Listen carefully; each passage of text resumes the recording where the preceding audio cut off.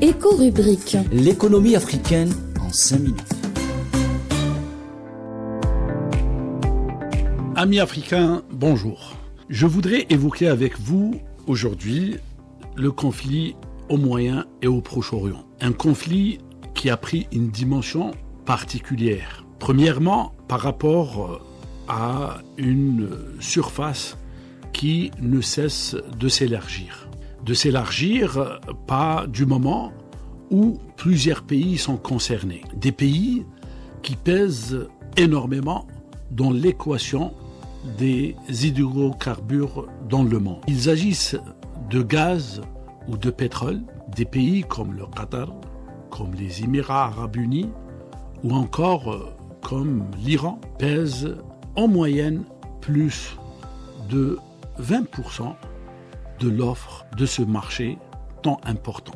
L'importance et la particularité de ce conflit réside aussi dans sa situation géographique, du moment où des passages commerciaux d'une importance capitale sont situés à proximité de la zone de conflit. Le détroit d'Ormuz ou encore le canal du Suez sont deux voies commerciales par lesquelles transitent aussi bien des marchandises que des hydrocarbures. Depuis le début du conflit, une tension particulière a régné sur les marchés du pétrole et du gaz. La conséquence, une augmentation de plus de 35% du prix du pétrole qui passe de $70 le baril à $90. C'est le cas aussi du gaz qui a vu ses prix s'envoler avec une augmentation de plus de 56% dans une période de 7 jours uniquement.